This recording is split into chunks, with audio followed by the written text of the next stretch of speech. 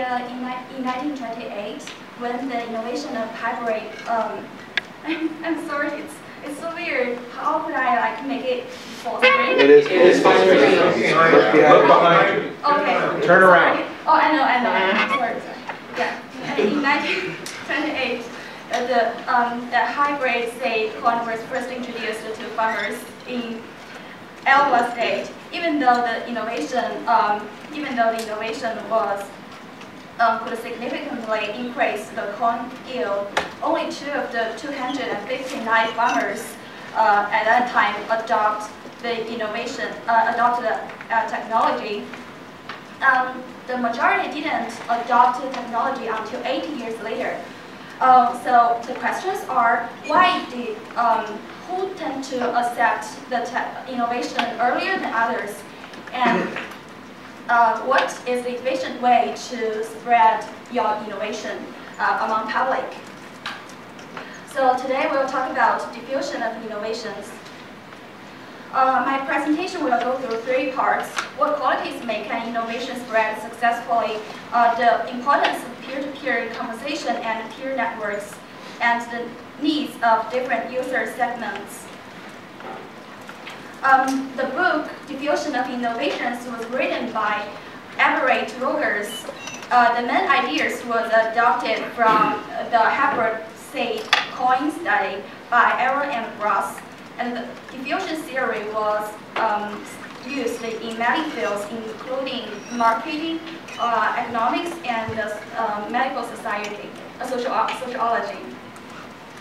The innovation is an idea, practice, or object perceived as new by an individual or other unit of adoption. And there are 5 main qualities that make innovations spread. The first one is relative advantage. It is the degree to which an innovation is perceived as better than the ideas it supersedes. What we should notice is that it doesn't really matter whether the innovation has a great deal of objective advantages. What really matters is whether the individual perceives the advantages that the innovation has. And the more relative advantages the innovation has, the more rapid it will be spread. The second is compatibility. It is the degree to which an innovation is perceived as being consistent with existing values, past experience, and needs of potential adopters. The one idea that is not compatible with the previous norms or values could be less rapidly be adopted. So one suggestion is that you may consider how to improve the compatibility of your innovation. The third quality is complexity. It is the degree to which an innovation is perceived as difficult to understand and use. For example, if the innovation needs the adopters to learn many new technology or to learn many new skills, it would be difficult for them to adopt, and the innovation could be spread less rapidly than other innovations. The fourth one is trialability. It is the degree to which an innovation may be experimented with on a limited basis. It is always a good choice to offer trial opportunity to the public, and the idea which could be tried on the installment plan could be more quickly be adapted by the individuals than the ideas which is not divisible. The last one is observability. It is the degree to which the results of an innovation are visible to others. I think a good way to make it easier for individuals to see the results of your invention, and such visibility could stimulate the peer conversation of the innovation, and the friends and families may like ask doctors to tell about their innovation evaluation information about it.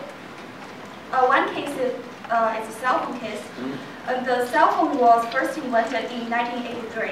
Within the first 10 years, within less than 10 years, more than 13 million cell phones were sold around America. Why could the cell phone be adopted so quickly?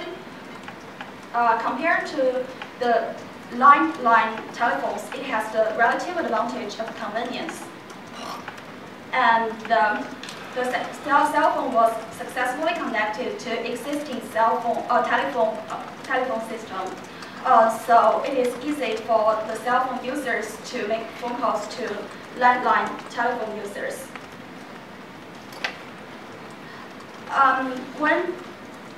The way to use cell phone is very similar with the way to use landline telephones. So it's not complex for cell phone users to learn to use that. As for trialability, one method the sellers used at that time was that they put cell phones in each rental car. So each person who rent a car could experience using the cell phones. It is very easy to see people using cell phones in public places, and one survey also shows that a adopter of cell phone would always like to show his cell phone to more than 5 peers in his life or her life.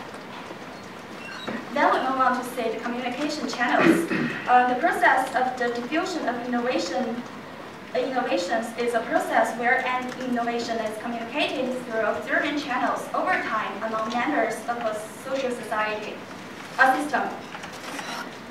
There are two main communication channels. One is mass media. It is the most efficient way to create awareness, knowledge of an innovation.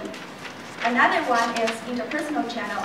It is more effective in persuading individuals to accept a new idea. This chart is called the best forecasting model.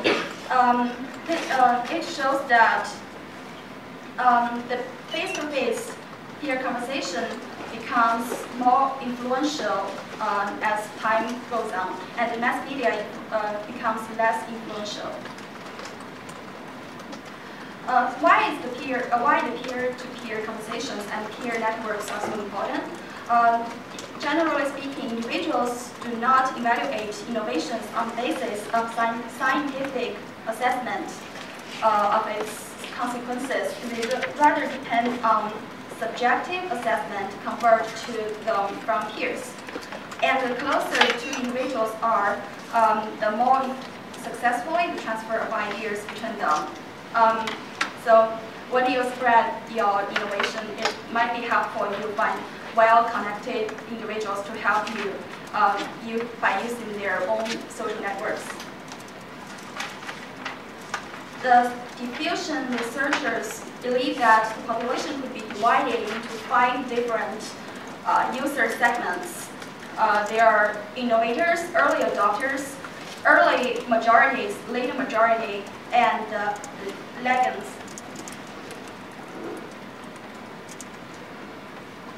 The adoption process begins with the innovators.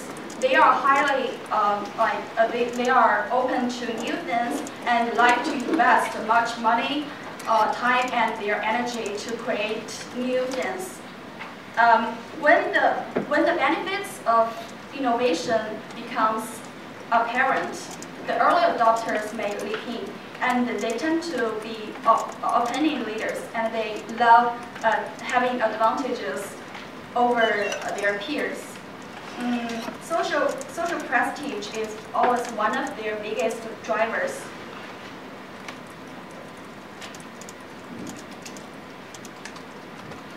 Then the early majority are pragmatists. They are comfortable with moderately progressive ideas, and they won't act without solid proof of benefits.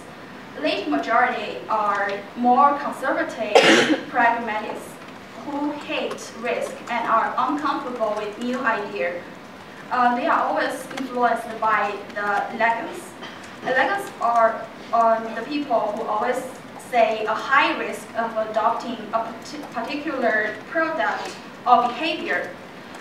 So one suggestion that if you're in the early stages of your innovation, you could probably ignore the bills of legends when you're dealing with early adopters. And when you come to work with later majorities, you will need to address legends criticisms, since the later majorities are always influenced by the legends. Some other tips on how to work with different users. When you work with individuals, it is always helpful if you track them down and become their first followers, providing support and publicity for their ideas. And you can also invite some innovators to be your partner to design your project. When you work with early adopters, you may consider offer strong face-to-face support for limited number of adopters to try out the new idea. And you may work on discovering how to make the idea more convenient, low cost, and marketable. Another good method is to promote them as fashion leader and reward their egos. Remember, the social prestige is one of their biggest drivers.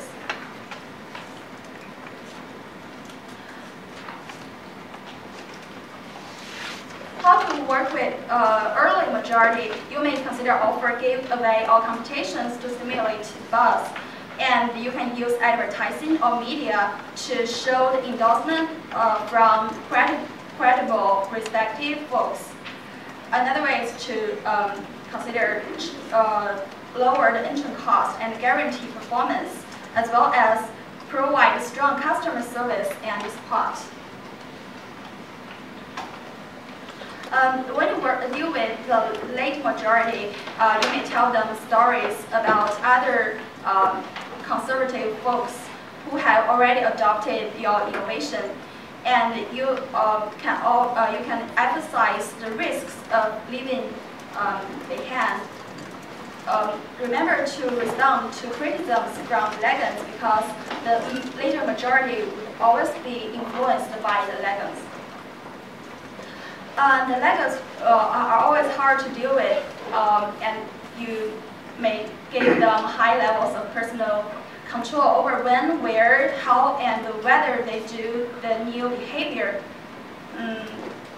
You can also to tell them other legends like them have successfully adopted the innovation and gained benefits. But I think it always takes a very long time for the legends to respond to your innovation. When the researchers studied hybrid seed corn, they found that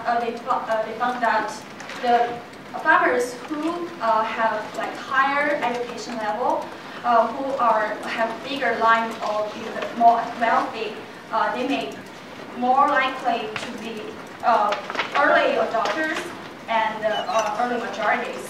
So when you try to tell the people what kind of users they are, you may consider their education level, wealth level, past experience as well as personal characteristics to help you to say which group they belong to. So that's all the information I want to share with you today. Thank you for listening.